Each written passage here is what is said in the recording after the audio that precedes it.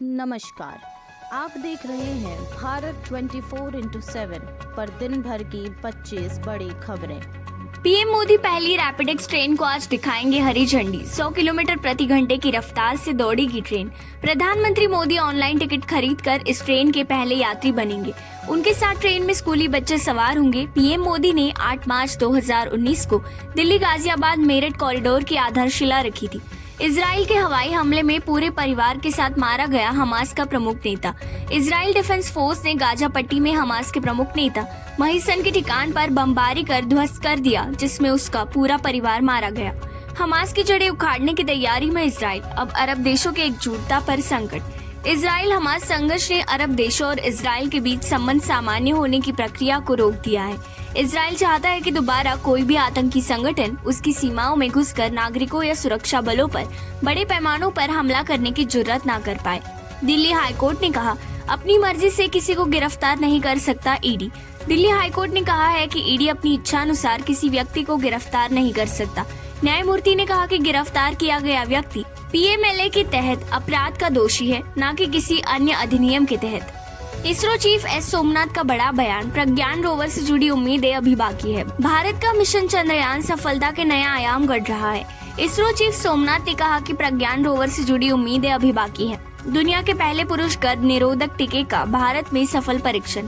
भारत सरकार की अग्रणी संस्था ICMR ने कहा है कि दुनिया के पहले पुरुष गर्भ निरोधक टीके का परीक्षण सफल हो रहा है। इसकी एक खुराक का असर 13 साल तक रहेगा। परीक्षण में लगभग 7 साल का समय लगा। बाइडेन ने हमास और रूस को बताया लोकतंत्र का दुश्मन। अमेरिकी राष्ट्रपति जो बाइडेन ने कहा है कि हमास और रूस दोनों लोकतंत्र को नष्ट करने पर तुले हैं। उन्होंने यूक्रेन और इजराइल को अमेरिका के हितों के लिए महत्वपूर्ण बताया और दोनों देशों को सहायता देने की बात की। अब एम्स में 359 तरह की दवाएं मिलेंगी मुफ्त। जेनेरिक दवाओं की सूची में विस्तार।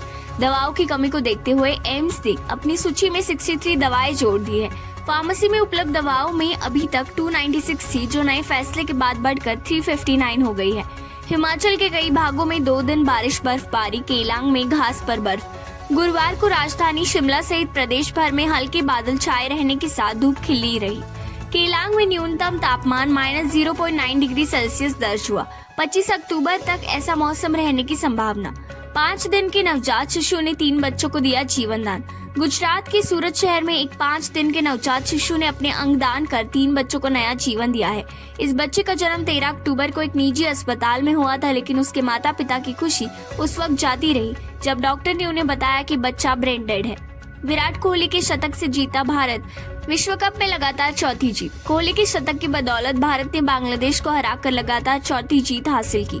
अब अंक तालिका में भारत और न्यूजीलैंड के पास बराबर अंक है, लेकिन बेहतर रन रेट की वजह से कीवी टीम अभी भी शीर्ष पर है। कांग्रेस से खफा अखिलेश। यूपी के पूर्व मुख्यमंत्री अखिलेश यादव ने कहा कि मध्य प्रदेश के विधानसभा चुनाव में कांग्रेस ने 6 सीटों को छोड़ने का आश्वासन दिया था, लेकिन एक भी सीट नहीं छोड़ी। आजम को लेकर भी अखिलेश ने कहा कि उन्हें साजिश के तहत फंसाया गया है। कारोबार छीनता देख तिलमिलाया चीन। भारतीय बाजार को खराब करने की रच रहा है साजिश।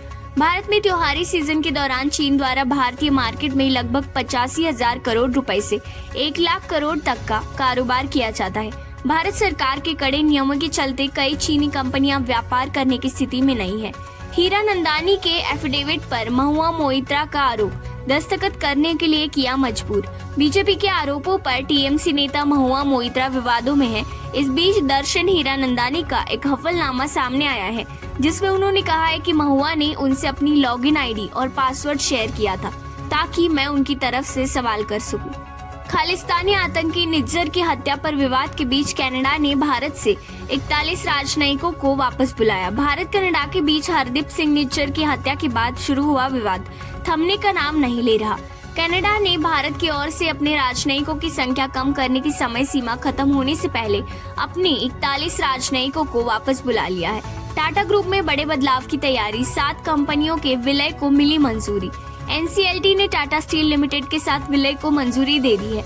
अब वो अपने साथ 6 दूसरी कंपनियों का भी मर्जर करेंगी। इजराइल हमास जंग के बीच पीएम मोदी ने फिलिस्तीन के राष्ट्रपति से बात की।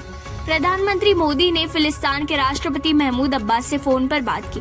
पीएम मोदी ने गाजा के अस्पताल में नागरिकों की मौत पर संवेदना व्यक्त की। पीएम मोदी ने स्पष्ट किया कि भारत फिलिस्तीन के लोगों के लिए मानवीय मदद जारी रखेगा। कनाडा ने जारी की एडवाइजरी, लेबनान की यात्रा करने से बचे। इजराइल हमास के बीच चल रहे संघर्ष के बाद अब कनाडा ने अपने नागरिकों के लिए एक एडवाइजरी जारी की कि वे इस वक्त अभी लेबनान की यात्रा करने से बचे। बता दें कि अमेरिका पहले ही अपने नागरिकों के लिए एडवाइजरी जारी कर चुका है। मोदी अडानी को बदनाम करने में महुआ को मिला राहुल का साथ। संसद में गिफ्ट और कैश के बदले सवाल पूछने के आरोप के मामले में टीएमसी सांसद महुआ मोइत्रा को करारा झटका लगा है। इस मामले में कारोबारी दर्शन हीरानंदानी सरकारी गवाह बन गए हैं। उन्होंने कबूल किया है कि उन्होंने पीएम मोदी को निशाना बनाने के लिए अडानी को टारगेट किया था। इसके लिए महुआ मोइत्रा ने मदद की थी। नेटफ्लिक्स देखना हुआ महंगा, पासवर्ड शेयरिंग बंद करने से यूजर्स की संख्या में रिकॉर्ड बढ़ोतरी। नेटफ्लिक्स का पासवर्ड शेयर को लेकर खेला गया दाव काम कर गया। अब नेटफ्लिक्स सब्सक्रिप्शन महंगा करने जा रहा है। दरअसल नेटफ्लिक्स ने कई वर्षों में पहली बार अपने सबसे शानदार नतीजे पेश किए हैं, जिसमें उसने अपने रिकॉर्ड सब्सक्राइबर्स जोड़े हैं। प्रयागराज में 12 साल बाद फिर महाकुंभ। प्रयागराज में 12 साल बाद महाकुंभ की वापसी होने जा रही है। वर्ष 2025 में प्रयागराज में होने वाला ये महाकुंभ कई मायनों में खास होगा। इस महाकुंभ में श्रद्धालुओं को कई खास सुविधाएं भी देखने को मिलेंगी। इस बार ये महाकुंभ कुल 45 दिन का होगा। घर में ईसा मसीह की तस्वीर का मतलब ये नहीं कि धर्म बदल लिया है। बम्बई उच्च न्यायालय की नागपुर पीठ ने कहा है कि कोई भी विवेकशील व्यक्ति ये कभी विश्वास नहीं करेगा कि घर में ईसा मसीह की तस्वीर होने का मतलब नहीं हो जाता कि उस व्यक्ति ने ईसाई धर्म अपना लिया हो। राजस्थान कांग्रेस की पहली लिस्ट आज होगी जारी। बैठक में उम्मीदवारों के नाम पर हुई चर्चा। राजस्थान में कांग्रेस की पहली लिस्ट आज जारी हो सकती है। मुख्यमंत्री अशोक गहलोत और अजय माकन के बीच गुरुवार शाम मुलाकात हुई। बैठक में विधानसभा चुनाव के उम्मीदवारों के नाम पर चर्चा हुई। राजस्थान चुनावों के चलते बीच गहलोत ने की वसुंधरा की तारीफ। एक दूसरे के दूर विरोधी रहे गहलोत और वसुंधरा राजे के बीच टकराहट कम होती दिख रही है। पिछले महीने दोनों की एक ही मंच पर आपस में बातचीत की फोटो वायरल हुई थी। इस बीच गहलोत ने राजे की तारीफ कर राजस्थान की राजनीति में खलबली मचा दी है। प्रियंका गांधी के राजस्थान दौरे से बड़ी सियासी हलचल। पायलट के गढ़ में करेंगी जनसभा। प्रियंका गांधी आज एक सभा को संबोधित करने के लिए राजस्थान आ रही है। ये उनकी दूसरी जनसभा होगी। बता दें कि ये वही गांव है जहां भारत जोड़ो यात्रा के दौरान राहुल गांधी को रोका गया था। खबरों का सिलसिला यहीं समाप्त होता है। देश दुनिया की खबरें देखने के लिए कल फिर हाजिर होंगे। तब तक देखते रहिए भारत 24/7।